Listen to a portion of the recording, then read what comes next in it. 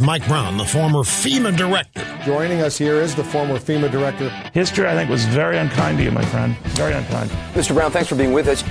This is Michael Brown Unplugged. Man, oh man, welcome to this edition of Michael Brown Today. I'm so glad to have you with me because guess what I have in front of me today, this morning?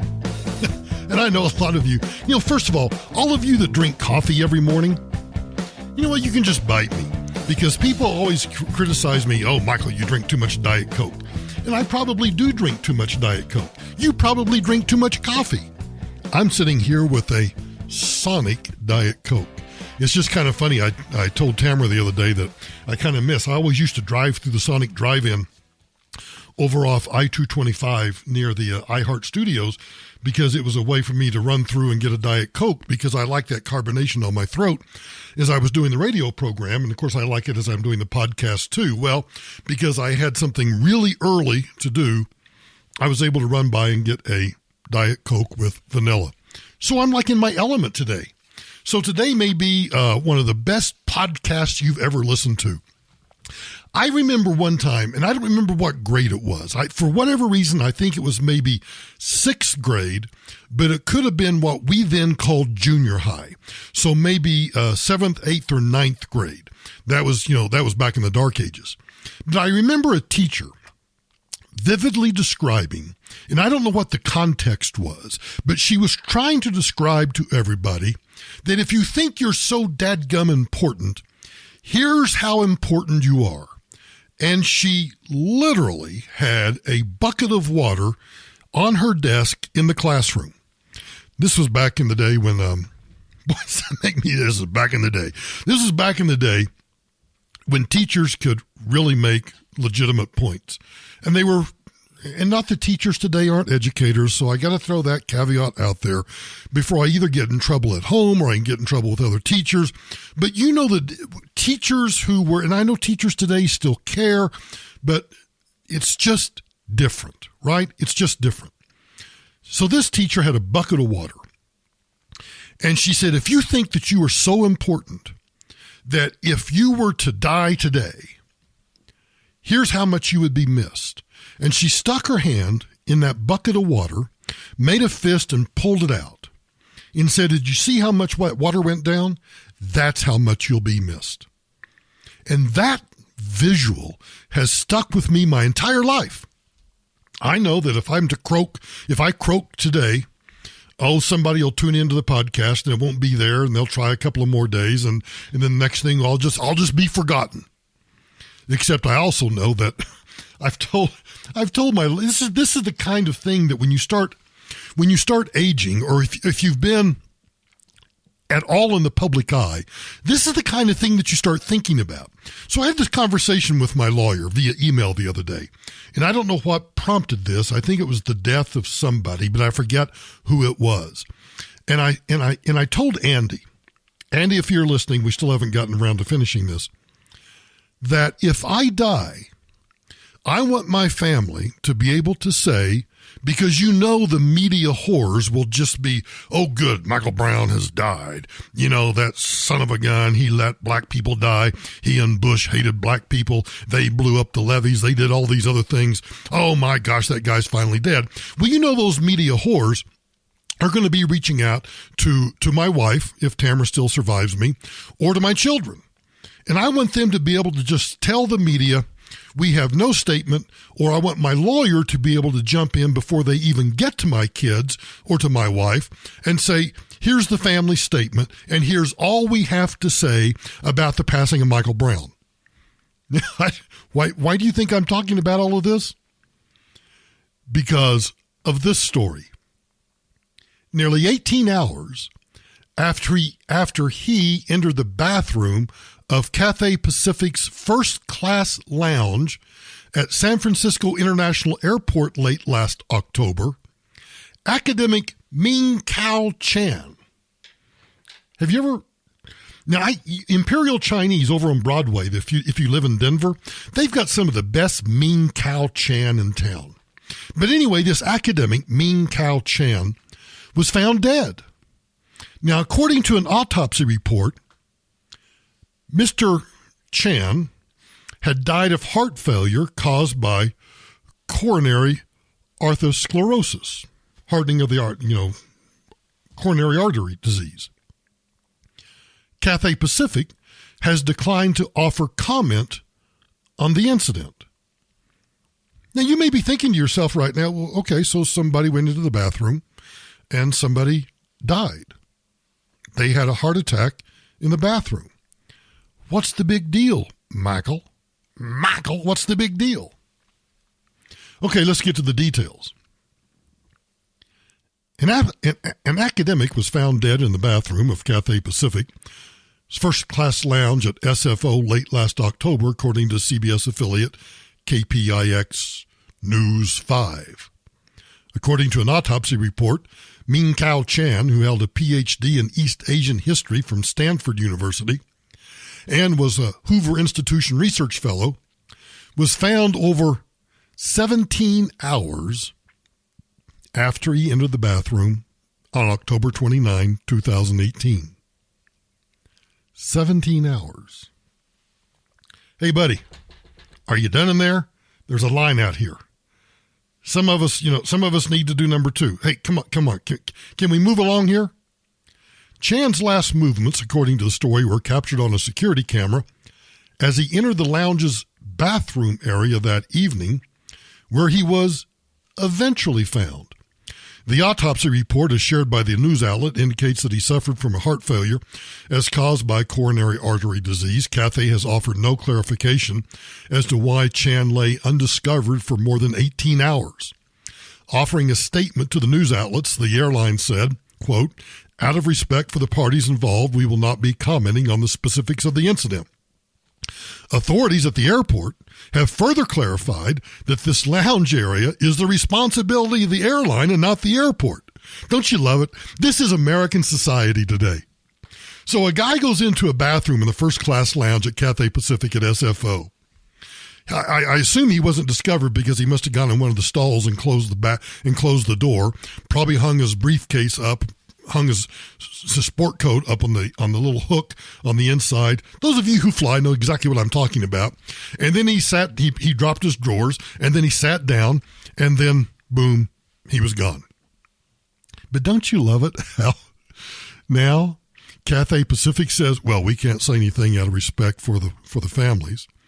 And San Francisco International Airport Authority says, well, we can't say anything because it's not our responsibility. That part of the airport is the responsibility of the airline and not the airport. This country, instead of being called the USA, this country should be called the CYA. Instead of the United States of America, it's Cover Your Ass America. That's what we are now.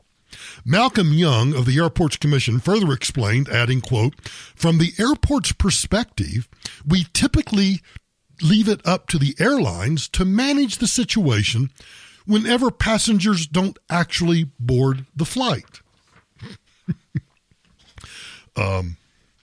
You may be missed, but it will take 18 hours for someone to finally decide, hey, has anyone seen Brown? Where is he? Yeah, I think he went into the lounge. I think he had a bowel movement or something. No, it was a heart attack. So if you ever wonder if you'll be missed or not, go to San Francisco International Airport, buy a first-class ticket, go to the SFO Cathay Pacific first-class lounge, go into the stall, close the door, and you can die quietly in your peace there, not to be discovered, for at least 18 hours. Speaking of airports, I have to go out to Denver International to get a rental car because, as I may have told you, a driver whose name I will not disclose on the podcast rear-ended me, pushing me into another lady on Friday afternoon about 2:00. And of course, the insurance company Allstate has yet to authorize our rental car, so I've just turned the whole issue over to my insurance company, and my insurance company was like, "Boom, yeah, go get you a rental car, and we'll just subrogate and we'll take care of it." Well, I use Hertz. Hertz is my preferred provider of rental cars, mainly because of my shall I say, elite status on United Airlines. Yeah, I'm a whore for United Airlines, right? Have I said the word whore? I think I've said the word whore like in the first 10 minutes of this podcast. So if you're a whore listening to the podcast and you take offense to it, I apologize. So I'm asking if you rent from Hertz, or if I go rent from Hertz, and like I plan to do today, and then you don't hear from me again, like some podcast doesn't show up, and you wonder where I am, check the jail. Check the city and county of Denver jail. You might end up in jail at some point because of a glitch. I love the word glitch. Glitch. What's a glitch? Because of a glitch in Hertz's car rental company's computer systems. Due to this glitch, cars are getting reported as stolen when they're actually lawfully rented, and those customers are getting arrested and actually thrown in jail. Some people have been arrested at gunpoint. Others have spent up to 2 weeks in jail. That'd be my luck, because none of you would bail me out, right? So here's what's apparently going on.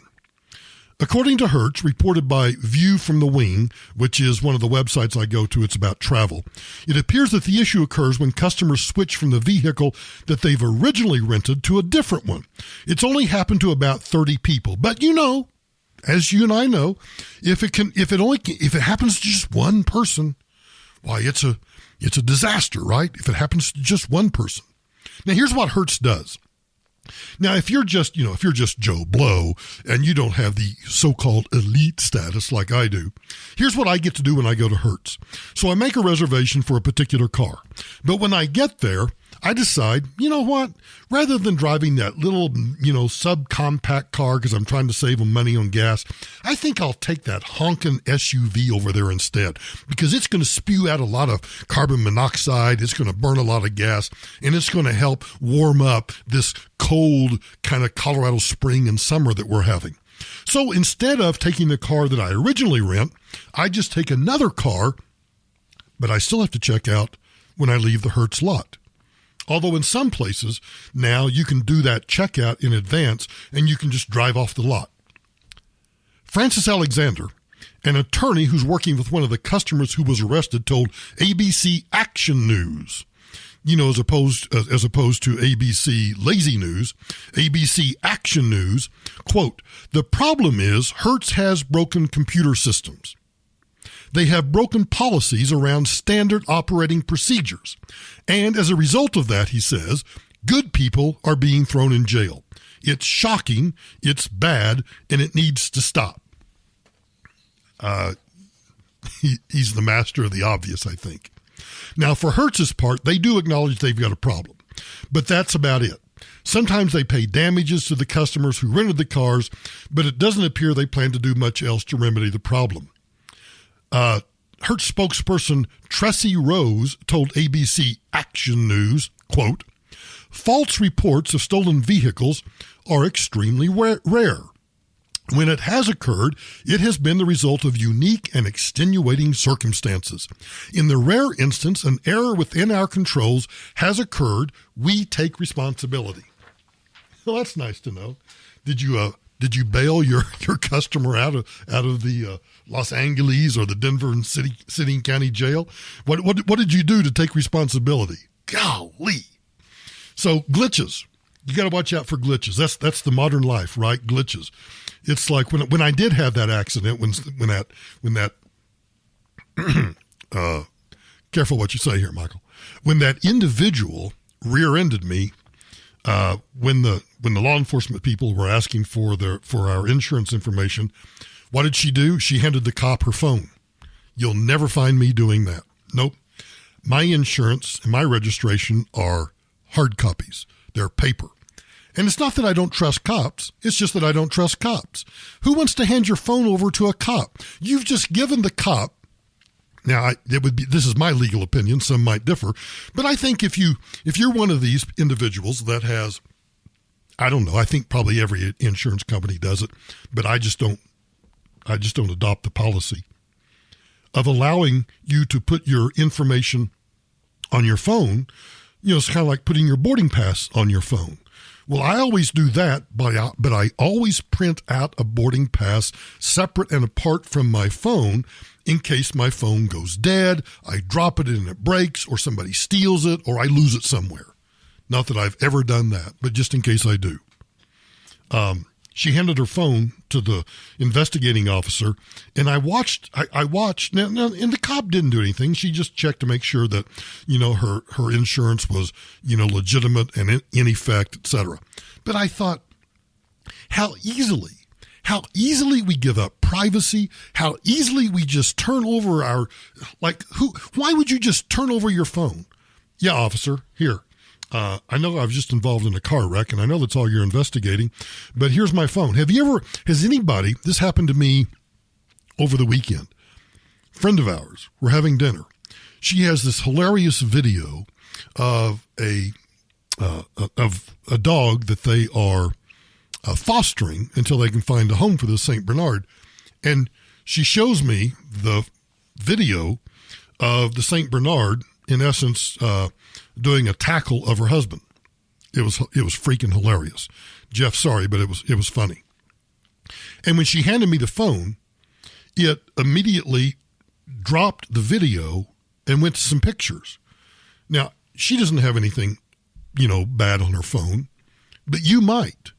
And if you hand over your phone to the cops and suddenly that screen disappears and another screen opens up, who knows what you're going to show the cops? But we just willy-nilly do it. Hey, officer, here's my phone. Want to scroll through my pictures? Democratic presidential candidate Kamala Harris is proposing that companies pay a hefty price for the supposed wage disparities between men and women. What wage disparities?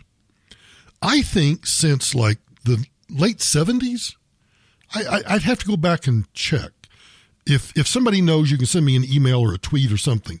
But we have a law in the United States of America that says if the job is X, whatever X is, you have to pay a male and a female the same rate of pay for doing the same job. So if that's the law, how can there be this so-called wage disparity between men and women, the so-called gender pay gap? Well, it's quite simple. Women tend to want to have more flexibility. They tend to take more time off. They tend, I'm just saying tend, not always, but they tend to not be the breadwinner, so they tend to work part-time. So there is a wage disparity between men and women, but it's not what the liberals are trying to convince you of. So earlier this week, Harris's campaign unveiled a proposal to eliminate the gender pay gap. It was billed as the most aggressive equal pay proposal in history, and it would require companies to apply for equal pay certification through the Equal Employment Opportunity Commission, the EEOC. And in order to get this certification, companies with more than 100 employees would be required to disclose compensation data showing no existing wage disparities between men and women for, quote, work of equal value. Let me repeat that. For work of equal value. That's not the same as doing the same job. Work of equal value means that you could actually have two different jobs. My job is to push the broom. Your job is to push the mop. Those are two different jobs. They may be the same under the same umbrella as custodians, but work of equal value? Well, you know what? In some companies, and quite frankly, in my opinion, all work is of equal value. In this sense, the football player that makes $25 million a year, that work has value. The owners have decided that his work is worth $25 million, but it's still good, solid work. Some would argue he's actually contributing to society. I'm not sure that football players, by the very nature of just playing football, contribute to society, but I'm not going to argue the point right now. The teacher who's teaching geography gets paid $35,000 a year. That's good work. Is that work of equal value? Or think about this. Let's say that you do have two people doing the exact same job, the custodian. But one custodian is a woman who says, I want flexible hours. I only want to work part-time. So in exchange for the flexible hours and the part-time, the company says, well, we can only pay you X number of dollars per hour. But the man custodian, the male custodian, by the way, how do we know which is the male and the female? Because what if the female is actually a man identifying as a male, or the male is actually identifying as a female? But that's a tangent I don't want to go off on. But you get the drift. So what do we do when then the male who has that same custodial job, but he wants to work 60 hours a week? In fact, he wants to take the extra hours that the female doesn't work. He wants to work those extra hours because he's the breadwinner for his family. Work of equal value? Yes. But one's making, let's say, X number of dollars per hour. The other is making X dollars per hour, but their paychecks are not equal. Work of equal value. How do you determine what's work of equal value? This is the kind of thing that lawyers, I know because I is one, that lawyers will have a heyday with. Now, Kamala Harris's proposal reads, to the extent pay disparities do exist for similar jobs, companies will be required to show the gap is based on merit, performance, or seniority and not gender. Can you imagine the paperwork that companies are going to have to go through to show that, yeah, this woman is in a similar job, or in the language of her proposal, work of equal value? The woman is getting paid this, the male is getting paid that, but we have to prove that the gap between their paychecks is based on merit, performance, or seniority and not gender. We make it so hard to do business in this country. There's got to be a study somewhere, right? There's got to be a study that shows the cost of all of the regulations that a small business, a medium-sized business, a large business, the cost of the regulations of just complying with those regulations has to mean that corporate profits could be, I don't know, let me exaggerate, double what they are today. The campaign of Kamala Harris told the Associated Press, we've let corporations hide their wage gaps, but forced women to stand up in court just to get the pay they've earned. It's time to flip the script and finally hold corporations accountable for pay inequality in America. What a bunch of BS. Because if there really was pay inequality, there's a legal remedy for that. An actual legal remedy. Now, if elected, Kamala Harris, who, by the way, has failed to pass a single piece of legislation since she joined the Senate in 2017, is pledging to implement portions of this plan via executive order rather than waiting for Congress to act. I'm confused.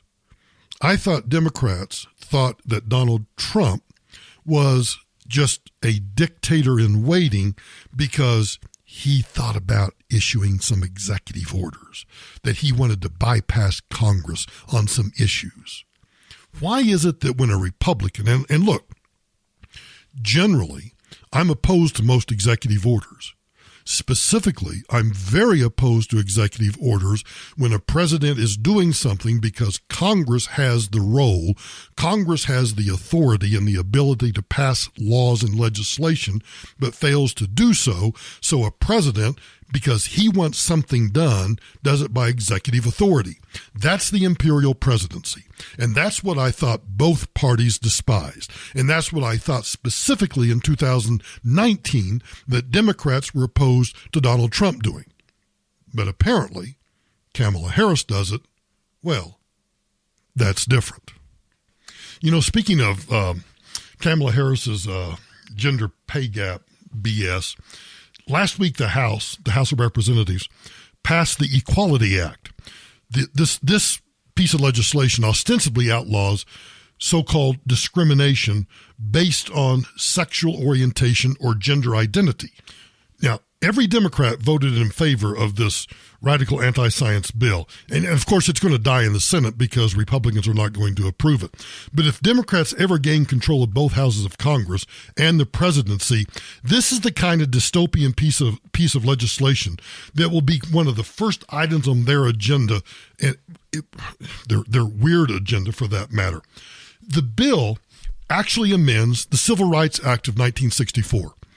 You've heard me talk about that act specifically. It protects gender identity. Discrimination, not the Civil Rights Act of 1964, the bill does.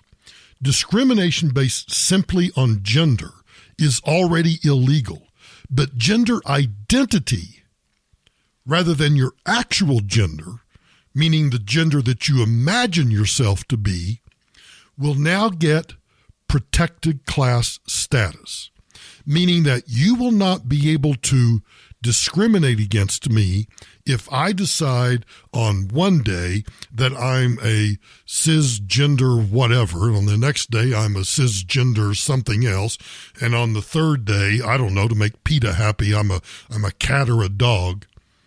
This is when I talk about there are no longer any guardrails in our society, that we can't even say that anything is normal anymore. To me, this is quintessentially an example of what I'm trying to prove. The Democrats are actually hoping to protect a person's imaginary gender. So if a man says he's a woman, he's entitled to be treated like one and cannot be discriminated against based upon his sex or his imaginary sex. You know, that's exactly like decreeing that if a man thinks the moon is made of marshmallows, he's entitled to have that belief enthusiastically affirmed by every NASA engineer he comes across. It's absurd. It is insane what we are allowing. Well, we're not actually allowing them to do it, but those who vote them into office. This is the patently absurd society that we now live in. And here's what I want you to understand. It is precisely because of identity politics and because of multiculturalism. Instead of looking at individuals as human beings, I look at you. I can tell generally you're a male or female, generally. I can generally tell what race you are. You're either Caucasian, Mongoloid, or Negroid. You're one of the three races. I can generally tell that. If you're handicapped, I can generally tell that. But once you get beyond those three protected classes, even age to a certain extent is a protected class, but how old do you think I am? How old do you think I think you are? Or are you gay or straight? Are you bi? Or are you, brain fart, I can't think of the word, polyamorous or whatever all these different sexual orientations are now. There's so many of those I can't even keep up with those anymore. Apparently, LGBTQ is no longer acceptable. You have to add 14 other consonants to be politically correct. But this is the absolute result of identity politics and the idea that we have to have multiculturalism and that whatever anybody wants to do has to be accepted as normal. So if whatever you are, whatever you identify as, if that's 1/10 of 1%, if that's 1/100th of 1%, that's supposed to be accepted as normal. There are no guardrails. Now, under this Equality Act, a biological man would be granted the constitutional right to enter any woman's restroom or locker room at any school or any business. That man, that biological man, would also be given access to all women's sports teams, no questions asked. No need for hormones, no need for a sex change. I don't even think you have to put on makeup or put on a wig. A man that says he is a woman, period. Well, no pun intended there. I think that, Republicans, conservatives, libertarians like me, who believe that the climate does change, but that man's effect on that is infinitesimal, if at all, we are called anti-science. I think this is proof, this bill, that the Democrat Party is officially the anti-science party. And think about the whole discrimination thing. Think about if this were to pass, and if I as a man decide that, today I'm a woman, and I want to go compete in women's sports, we've just thrown Title IX out the window. We've just decided that there is no longer any normal, and there's no longer any abnormal. When there's no normal and there's no abnormal, and everything is accepted as, whatever, everybody just gets to be and do whatever they want to do, regardless of how that affects society, we no longer have a society. I'd like to say we're like Sodom and Gomorrah, but I don't want to put any biblical connotations on it. I want to put the connotations that we have just become this immoral, this amoral, this anything goes society. And I don't want to live in a world like that.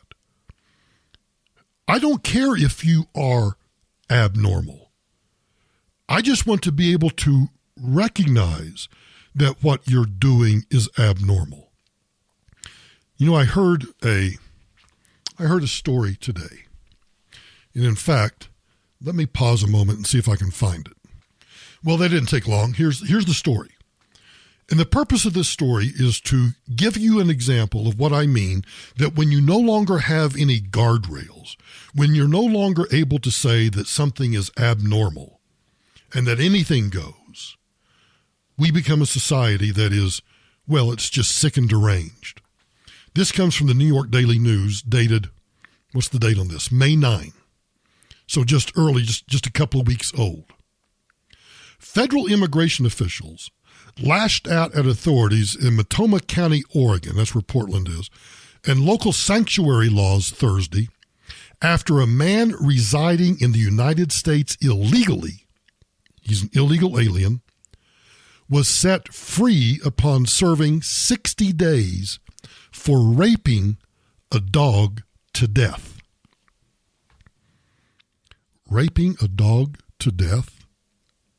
There's a phrase that I never in my wildest dreams thought that I would be using on air. Fidel Lopez, age 52, was convicted on April 8 of sexually assaulting his fiancé's Lhasa Apso mix so forcefully that it had to be euthanized. He received a 60-day sentence but was released immediately because he had already served that amount of time waiting trial on the February offense. But Immigration and Customs Enforcement officials say the county should have notified the agency at least 48 hours before Lopez was let go so they could apprehend him on immigration violations. Remember yesterday's podcast? I told you that Senator Kirsten Gillibrand was an open borders person that she finally just said on Face the Nation on Sunday. I just don't think that we ought to check on anybody, that just anybody ought to come in, and when they come across the border, we just hand them a piece of paper that says, show up for court on such and such date. Well, I guess, Senator Gillibrand, are these the people you're talking about? Are these the people, woof woof, that you want to let into the country? I'm surprised that the New York Daily News even points out that the man is an illegal alien. On April 8, according to the story, Lopez was convicted of sexual assault of an animal and aggravated animal abuse and sentenced to 60 days in jail with credit for time served. The Matoma County Jail did not honor the immigration detainer and released him without notice to ICE. Now, before I tell you the rest of the story, let's just recognize that I know these are not representative of every illegal alien coming into the country. But when you have no borders, when you have no boundaries, when you have no guardrails, and when you have no moral compass, that is what you get. And that's what we're turning into. Remember when Donald Trump referred to MS-13 gang members as animals, and the left was apoplectic because, oh my gosh, he's referring to these people as these human beings as animals? Well, they are. MS-13 gang members like to rape and decapitate the heads of little girls. They like to cut the hearts out of their victims. They're animals. And I would say that Fidel Lopez is an animal. He's a sick animal. He's really sick. Is this what we want? Is this what we want in this country? Are illegal aliens that take up court time, that take up you talk about taxpayer relief shots. I'm not suggesting we should go out and shoot this guy, but in terms of the costs that we as taxpayers bear because of the sickos that are coming through our open borders, is this what you want, Kirsten Gillibrand? Is this representative of the kind of people that you say just let them in, give them a slip of paper that says show up for court one day and hope that they do? ICE did pick him up at a home on Thursday, served him a notice to appear, and he will be taken to the Northwest Detention Center in Tacoma pending immigration proceedings, which means pending immigration proceedings means that he is now in detention. So we've now put him in a jail. We're now feeding him. We're now taking care of whatever medical needs he needs. We may be taking care of whatever psychiatric needs he may have. But I can't imagine that a guy that rapes his girlfriend's, his fiance's dog to the point that it has to be euthanized, I can't imagine that this guy has any psychiatric problems, right? So Your Honor, I withdraw those comments. I mean, I can't imagine that he's got any sort of psychological problem. So now we're taking care of we're housing him, we're feeding him, we're taking care of his medical needs, and then we're going to have to put him in front of an immigration judge, and then assuming that he gets deported, then we're going to have to put him on a bus or an airplane and take him back to the S-hole country that he came from. But no. We just want to open the borders. No guardrails, no boundaries, no limits. A man wants to be a woman or a woman wants to be a man. Democrats are all for that. I think it's sick. Sick, sick, sick. Speaking of illegal aliens, Nancy Pelosi is now claiming that Democrats never denied that there was a border crisis. But of course, we live in the age of the internet where everybody's got a cell phone, where everybody goes on television and everything gets recorded and everything gets preserved by Google or whatever. And you go to the Wayback Machine and you can always find out what they really said. I guess I'm just so old that I remember when House Speaker Nancy Pelosi was incensed by the very idea that President Trump had a belief that there was a crisis at the border and had the audacity to issue a border emergency declaration. Pelosi repeatedly declared, and her Democrats in Congress and the media dutifully parroted, that there was no border crisis, that the president had either made it up or alternatively, the president had created the border crisis himself. They declined to work with the president and Republicans on the border wall, and they forced the government shutdown. Remember that? Over wall funding. Well, let's fast forward to this week. Nancy Pelosi actually states that Democrats have never denied a border crisis. According to the Washington Examiner, she said, in a Thursday press conference last week, this. Speaker of the House Nancy Pelosi said in a Thursday press conference that the southern border is a crisis and held President Trump responsible. Quote, "We have never not said there was a crisis." You talk about a double negative. Does she think we're stupid? Well, of course she does. Remind me. I need to talk about. Let me make a note about how they think we're stupid. Because I truly believe that they do think we're stupid. The Washington Examiner reports, "We have never not said there was a crisis. There is a humanitarian crisis at the border, and some of it provoked by the actions taken by the administration. But yes, it is a crisis. We have always said that it gets to be more of a humanitarian crisis the more that Republicans, the administration, I won't paint all Republicans with this, the more the administration acts in the shameful way." Wow.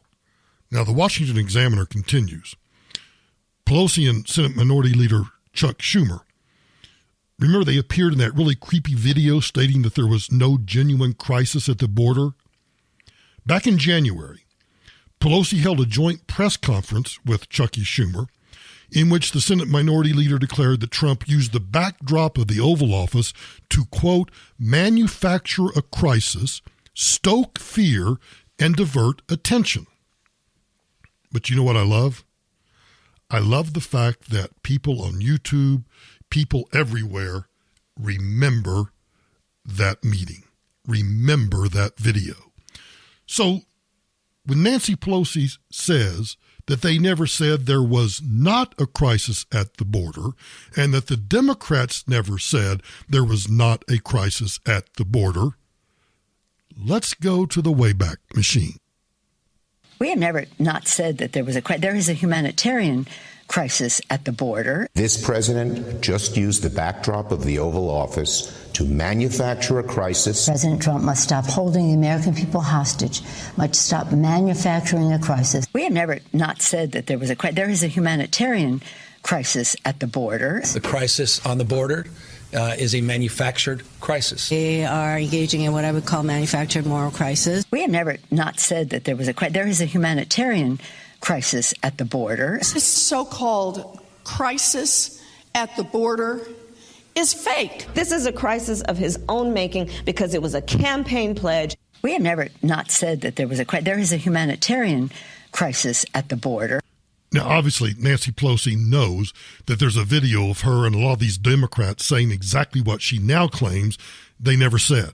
And equally obviously, she doesn't care that she will be contradicted by her very words. So why do you even make such a demonstrably false statement? And that leads me to the point that I wanted to make about they think we're stupid.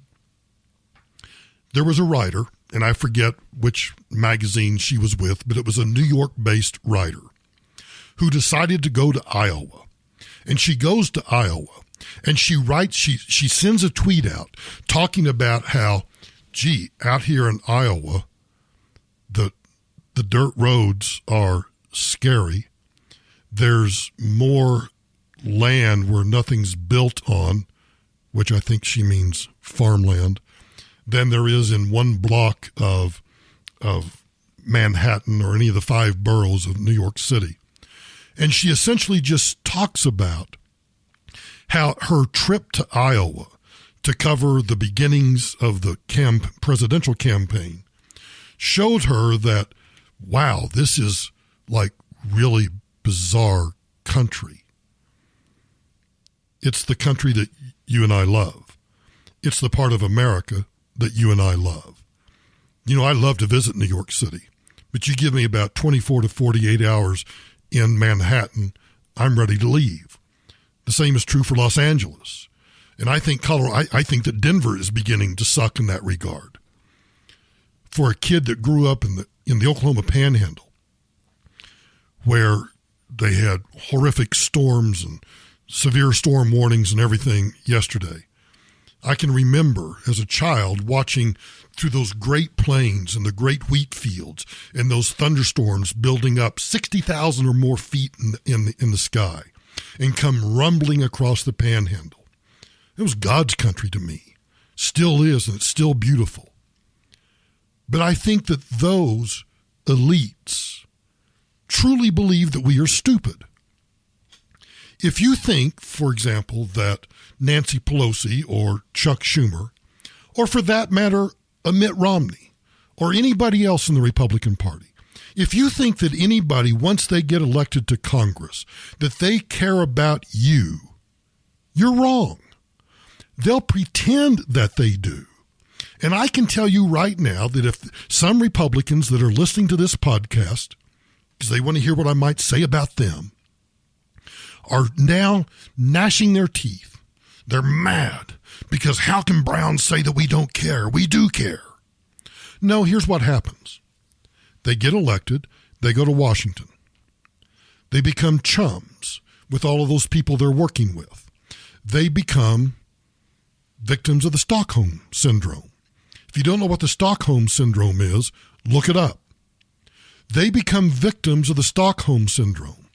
So they go to the same social parties. They go vacation together. They do all of these things. They eat alike. They talk alike. They act alike. When they look at us, they see us as that pain in the rear that if they're a U.S. congressman, they have to deal with every 2 years. And if they are a U.S. senator, they're happy because they only have to deal with us every 6 years. And the reason I can absolutely claim that they do not care about us is because all you have to do is look at the national debt. Look at the trillions of dollars that we owe. Look at what they do in terms of just trying to placate in the case of the Democrats, trying to placate that base of their party that wants to upend the greatest healthcare system that the world has ever seen. And on the Republican side, tell me what they've done. Yes, they passed a tax bill, but where's immigration reform? Where's the border wall? Where, if we've got people, MS-13 gang members, human traffickers, we've got people that are raping dogs to the point they have to be euthanized, and they're just willy-nilly coming across the border. Where were they? Where were they when they had control of the House and the Senate and the White House? They could have done something. But they didn't. And you know why? Because they do not care. Man, I haven't talked about climate change in a while. We're sitting here in Colorado, supposed to snow as far down as 6,000 feet, probably snow on the ground. And the high yesterday, I had to take Greta the Leonberger to the vet. And on the way back at noon yesterday, the high temperature was 44 degrees. Yes. And even as we gripe about the cold, wet spring and summer we're having here, a late May snow blankets Yosemite. But while we're looking at this cool summer, authorities are actually changing the name of global warming once again. You can't keep up with, we need a Newspeak. We need George Orwell to come back and publish a Newspeak dictionary and put it online so that he can update it every week. Just as the switch to climate change tacitly admitted that the weather might not be getting any warmer, the new global warming terminology admits that not enough people take the hoax seriously. When people don't take the hoax seriously, you have to change the language. You have to escalate the hyperbole. Julie Carey Wong, The Guardian, a newspaper in the UK, senior technology editor, announced that they would be making some changes to their style guide. Climate change will become climate emergency, or a climate crisis, or, I love this one, a climate breakdown. Oh, like a nervous breakdown? What? And global warming will become global heating, and a climate skeptic will become a climate science denier. Enter party members are advised to update their copies of the Newspeak Dictionary at once until we can get Orwell to come back and do it electronically online.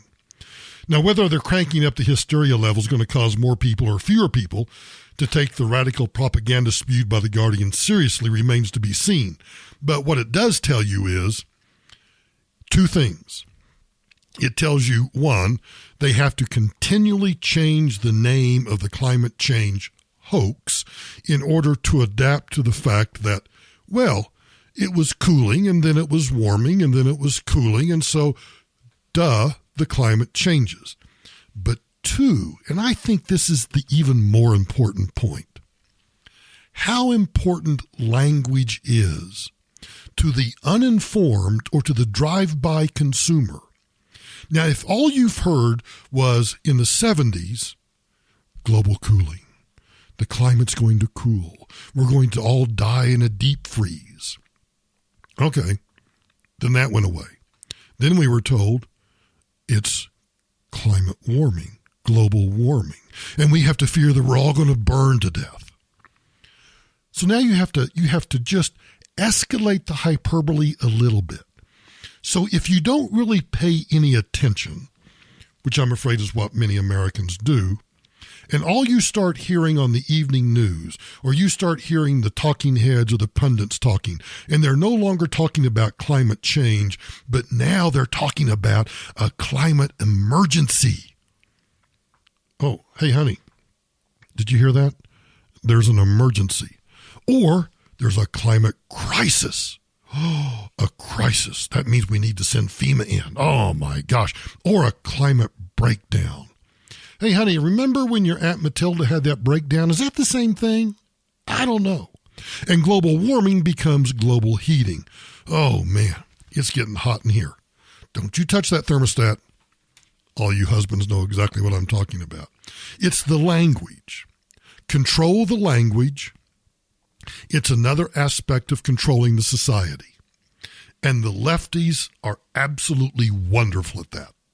So speaking of the nanny state and trying to control society, Mitch McConnell, for all the good that he does in terms of judicial nominees and getting those rammed through the United States Senate, nonetheless, they can't help themselves.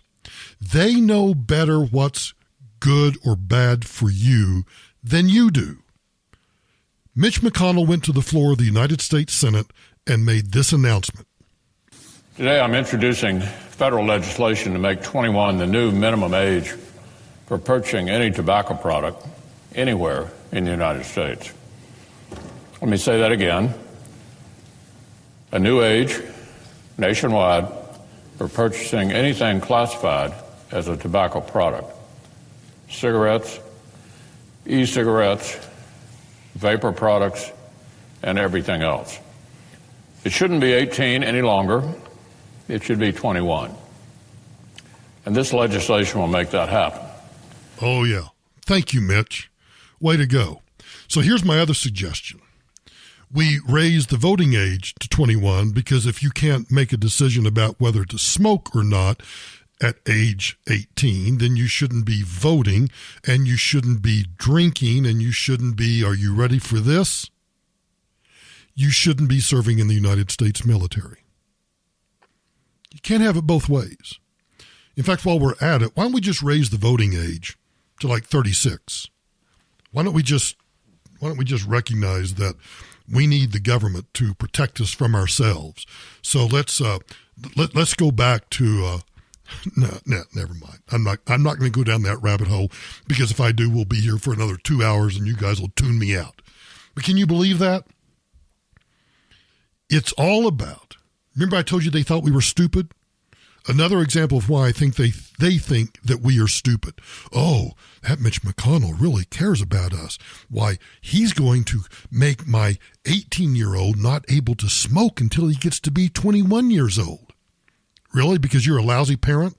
Because you can't convince your kids that they shouldn't be smoking, so you want the federal government to make it illegal to purchase any tobacco product? Oh, and by the way, just making it illegal to purchase a tobacco product at age 21, how many kids do you think will still get their hands on an e-cigarette or a tobacco a cigarette or a cigar or anything else when they're 18 or 17 or 19 or any other age. They think we're idiots. You know what? I think they're idiots. Let's get a couple of taxpayer relief shots in. The first one comes to us from Colorado Springs. A 4-hour standoff ends with a man firing at Colorado Springs Police Department officers, and of course they fired back. After an hours-long standoff with police in Colorado Springs, a suspect is now dead after shots were fired at officers and they fired back. It happened in northwest Colorado Springs yesterday evening. We were there as the active scene took hours to resolve as police worked to get the man out of an apartment. A large response after a domestic call in the 4200 block of Forest Hill Road escalated Saturday evening. Officers in increased tactical gear, one standing with his gun drawn, waiting. And we are actively trying to make contact with the male in the residence. So far, we've not been successful. While officers got a woman and child out safely, more units called in and stage about a block away as officers come to the building, get their firearms out, and wait. As the sun begins to set, a canine unit and tactical enforcement unit pull up to assist. Neighbors stand by and watch the scene, seemingly unchanged. Officers wait in their gear until we hear them over a bullhorn. Then a while later, this. A flashbang followed by gunshots.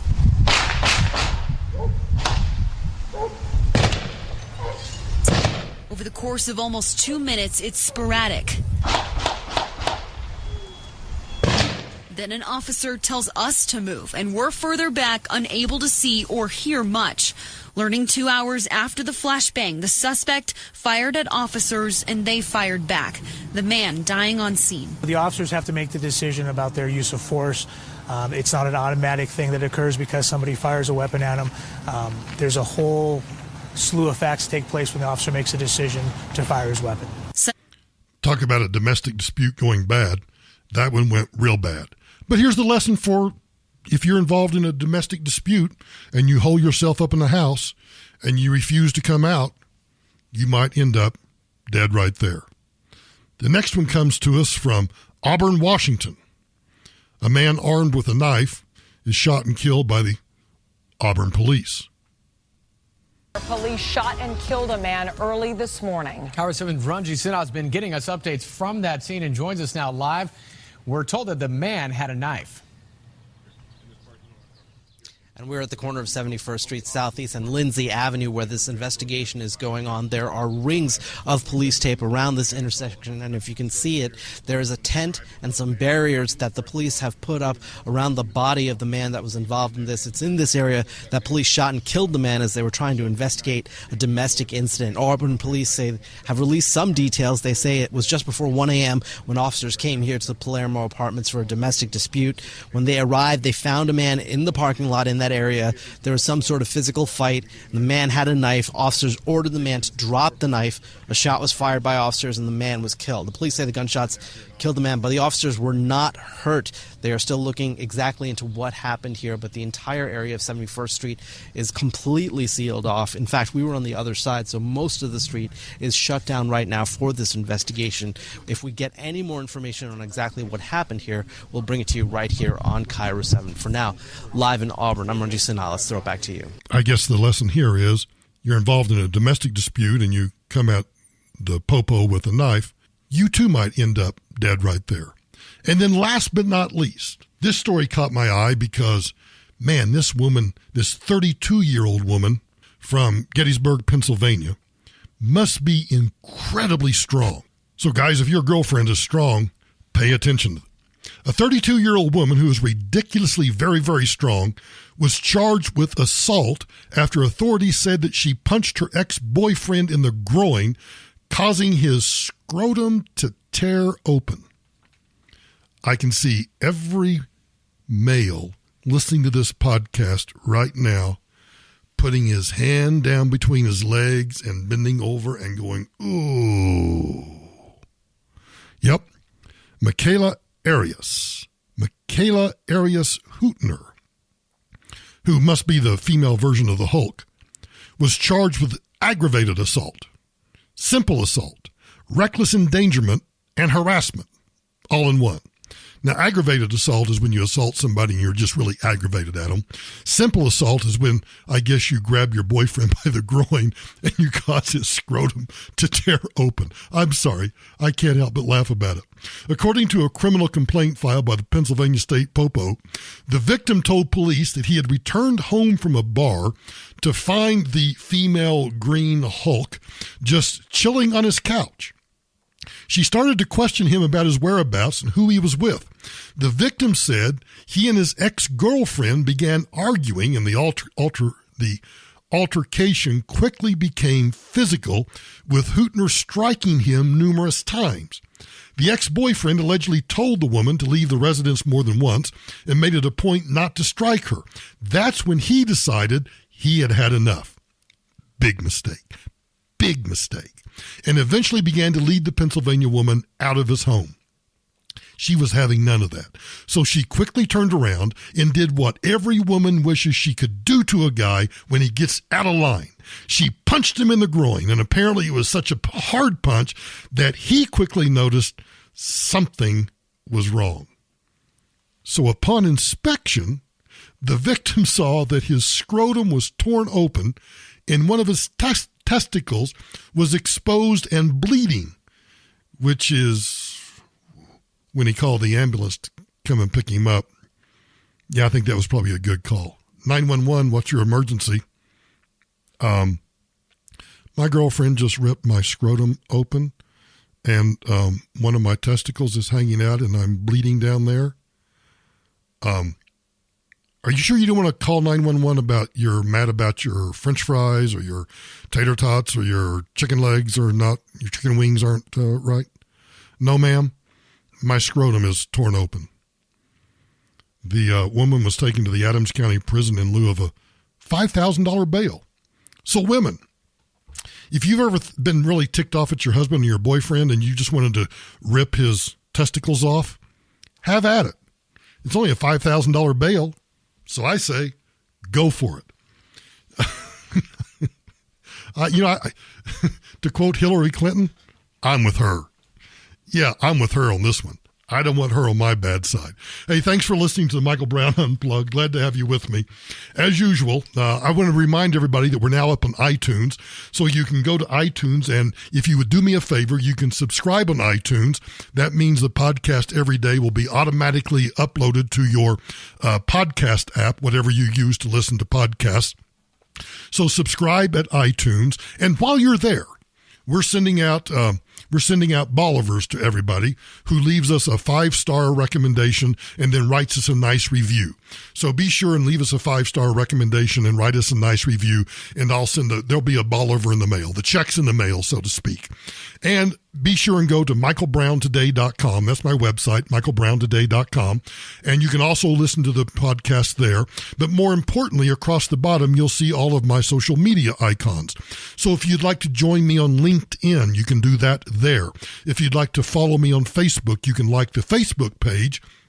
And on the Facebook page, we now have an internal discussion group. And if you want to join that discussion group, make a request, and either me or Steve, one of my administrators, will make that approval, assuming that you're not a troll. Follow me on Twitter at Michael Brown USA, and then be sure and follow me on Instagram, Michael D. Brown. You can find all of that at my website, michaelbrowntoday.com. But again, to emphasize, I would really appreciate it if you would go over to iTunes and subscribe to the podcast on iTunes, leave us a 5-star review if you're so inclined, and then write a nice review. You know, pretend like you're my mom and write a really nice review about the podcast, and I'll talk to you again tomorrow.